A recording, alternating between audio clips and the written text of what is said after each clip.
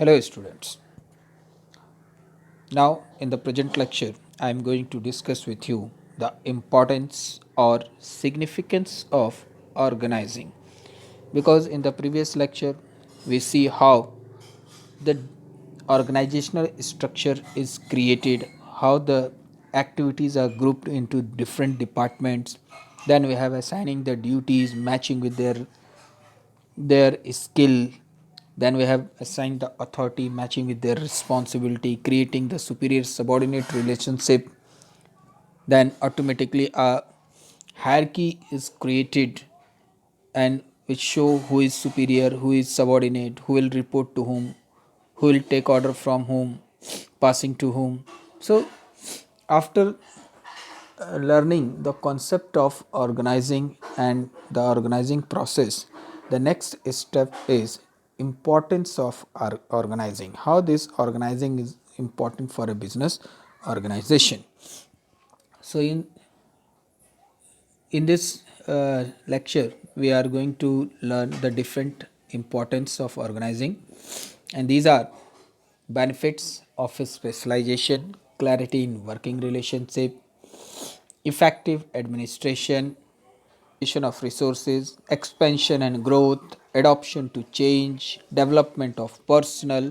So these are the some importance of organizing, and now we are going to discuss one by one. So the first benefit or importance of organizing is benefits in specialization, because you see the people working of the same nature of job, they are grouped under one department. So organizing involve dividing of work into smaller tasks and assign each task to employees on the basis of their skill and competence. हमने organising में देखा कि कैसे जो whole task है उस पूरे work को छोटे पार्ट में डिवाइड कर दिया गया और उसे डिफरेंट इंडिविजुअल्स को उनके स्किल, उसकी नॉलेज के बेस पर उन्हें असाइन किया गया.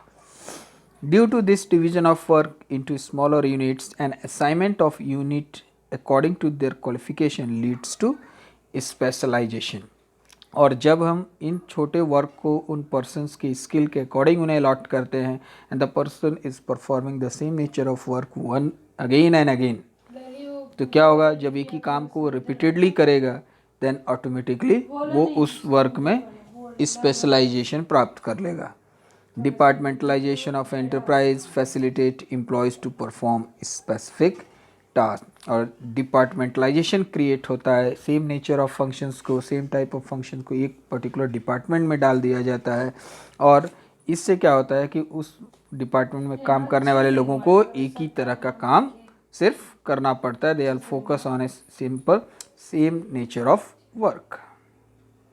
Importance of organizing is clarity in working relationship. Clarity in working relation का मतलब ये है कि यहाँ पर ये क्लियर रहता है कि किसके पास कितनी पावर या अथॉरिटी है और कौन किससे ऑर्डर रिसीव करेगा और किसको ऑर्डर पास करेगा. The organising function of a management establishes working relationship and define the lines of communication. line of communication मतलब एक स्केलर चेन हायरकी क्रिएट हो जाती है, ठीक है. It is clearly defined that what all and how much power and authority is enjoyed by different individuals or manager. और इस organising के बेस पर ये क्लियर हो जाता है कि किसके पास कितनी पावर है, कौन कितने लेवल्स तक अपने पावर को यूटिलाइज कर सकता है, ठीक है, चाहे वो मैनेजर हो या individual. very clearly to whom he can give order and from whom he has to receive the order, and when after assigning the authority and responsibility superior subordinate relation gets created. और इससे हमें पता चल जाता है कि कौन किससे ऑर्डर लेगा और किसको ऑर्डर पास करेगा.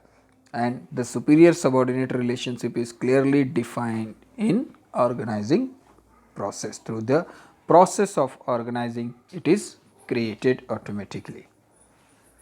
The next importance of organizing is optimum utilization of resources. The division of work into smaller units and the allocation of work in accordance to the skill and competence of employees facilitate optimum utilization of all physical and human resources। जब हम work को divide कर देते हैं, इसलिए हम work को जो है छोटे टुकड़ों में डिवाइड करते हैं ताकि उस स्मॉल यूनिट्स को परफॉर्म करने के लिए हम एक स्पेशलाइज पर्सन को प्रोवाइड कर पाए, जिसके पास वो रिक्वायर्ड स्किल हो, जिसके पास वो कॉम्पिटेंस है, हम उसी तरह का जॉब इस पर्टिकुलर एम्प्लॉय को प्रोवाइड कर सकें। The job are assigned to different individual by clearly defining the job in the job description, and whenever we are assigning the job to a particular employee, that must be given in the form of job description। ठीक है, job description के form में हम उसको assign करते हैं। You know this term job description, we have already learned this concept in when we are learning the concept of organizing। job description क्या होता है? It is a document containing the information about the job going to perform by each individual. ठीक है, हर व्यक्ति क्या काम करेगा ये जॉब डिस्क्रिप्शन में लिखा होता है। Assigning specific duties to specific worker help to avoid overlapping of work, prevent confusion and reduce wastage of resources and efforts. और जब सबको जॉब डिस्क्रिप्शन के बेस पर वर्क प्रोवाइड कर दिया जाता है तो क्लियर है, उसके के माइंड में क्लियर रहता है कि उसे क्या काम करना है, इसलिए वो एक ही काम को बार बार नहीं करता है, कन्फ्यूज़न दूर रहता है, और जिसके चलते रिसोर्सेज जो हैं उन कम वेस्टेज होते हैं और उनका एफर्ट्स भी सही तरीके से लगता है। The next importance of organising is adoption to change. Whenever the changes take place in the business environment, then with the help of organizing function, these changes can be adopted systematically, because organizing function create different departments and group related activities under each department। मान लीजिए आपको किसी एक part में change करना है, किसी particular एक डिपार्टमेंट में चेंज करना है, तो ऑर्गेनाइजिंग प्रोसेस के थ्रू हम आसानी से उसको चेंज कर सकते हैं। उससे हमें पूरे ऑर्गेनाइजेशन में चेंज करने की ज़रूरत नहीं है। हम एक पर्टिकुलर डिपार्टमेंट में अगर कोई चेंजेस है तो हम सिर्फ उसी में चेंज कर effectively we can make the necessary changes. इससे पूरे ऑर्गेनाइजेशन को अफेक्ट करने की ज़रूरत नहीं है। The changes can be adopted only in that area which may be affected by these change, and change can be easily communicated to whole organization through departments। और जो भी चेंजेज होगा हम आसानी से हर डिपार्टमेंट को टॉप लेवल तक इस चेंजेस के बारे में बता सकते हैं, क्योंकि हम एक लाइन ऑफ अथॉरिटी के थ्रू जुड़े होते हैं। Adopting changes facility stability and growth. और अगर हम चेंजेस करते रहेंगे तभी हम अपने बिजनेस को स्टेबल रख पाएंगे, कंटिन्यूअस ग्रोथ कर पाएंगे, because due to the necessary changes in the external environment we have to make the necessary changes in our internal environment. The next importance of organizing is effective administration। As you know, the similar and related jobs are grouped under one department, which lead to unification of efforts and harmony in work। आपने देखा कि एक जैसे job एक department के अंदर होते हैं, यानी कि उसमें जितने लोग काम करते हैं वो एक ही तरह का काम कर रहे हैं, तो उससे क्या है, सबका एफर्ट्स एक डायरेक्शन में, that is unity of direction, सबका एक ही उद्देश्य है और सभी लोग उसी को प्राप्त करने के लिए कोशिश करते हैं, जिसके कारण सबका जो एफर्ट्स है वो एक डायरेक्शन में होता है। They are working in harmony, एक for mutual give and take. The clear description of tasks to be performed and the related responsibilities prevent confusion and duplication of work। अब सबके पास क्लियर डिस्क्रिप्शन है with the help of job description, सबको पता है क्या काम करना है, सबकी क्या रिस्पॉन्सिबिलिटीज़ है, इसलिए किसी के भी माइंड में कोई कन्फ्यूज़न नहीं होता और इसलिए कोई काम को डुप्लीकेट नहीं कर, मतलब एक ही काम को कई लोग नहीं करते, सबको सिर्फ अपना जो है रिस्पॉन्सिबिलिटी पूरी करनी है। The organizing function establish relationship between different departments, keeping in mind the coordinating among different departments, and with the help of this organizing function, it make easy to make the coordination between the different departments, because all the departments are interrelated, सारे department एक दूसरे के ऊपर depend है। तो organising function के through जो है हम डिफरेंट डिपार्टमेंट्स के बीच में कोऑर्डिनेशन क्रिएट कर पाते हैं। By bringing in clarity in working relationship administrative efficiency improve. और जब लोगों के बीच में क्लियर है, एम्प्लॉयज़ को क्लियर है कि उन्हें क्या काम करना है, तो वहाँ पर एडमिनिस्ट्रेशन करना आसान होता है। मान लीजिए एम्प्लॉयज़ को पता ही नहीं कि उन्हें क्या करना है, तो वो अलग अलग डायरेक्शन में वर्क करना शुरू करेंगे, तब वहाँ पर एडमिनिस्ट्रेशन कर पाना possible. So the next importance of organizing is expansion and growth. Means with the help of organizing, we are able to expand our business activities. We are able to implement the necessary changes in our internal environment. We are able to set up a new unit of our business. So we are able to produce more than one line of products also.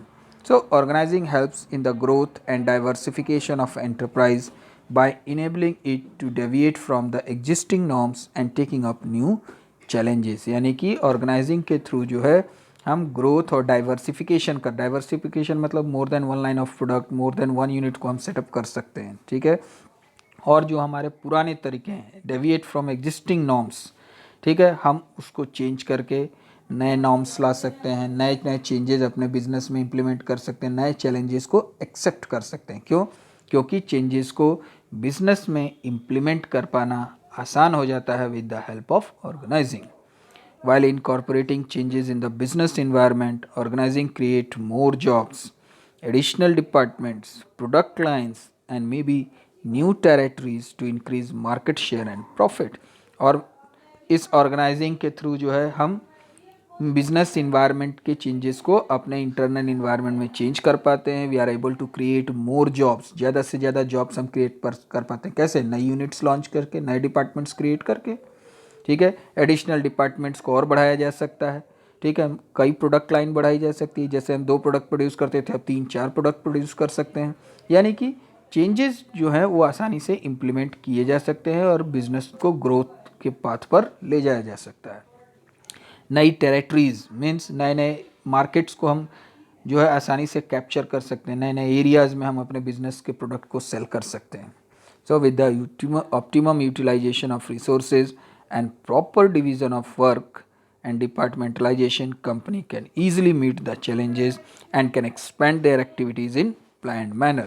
और इस तरीके से organising के through जो है हम अपने resources को प्रॉपरली यूटिलाइज करते हैं, वर्क को प्रॉपर डिवीजन में बांटते हैं, उसे एलोकेट करते हैं डिफरेंट पर्सनस के स्किल एबिलिटी के बेस पर, different types of departments create करते हैं ताकि वहाँ पर किसी के बीच में कोई कन्फ्यूजन ना रहे रिलेटेड टू द वर्क।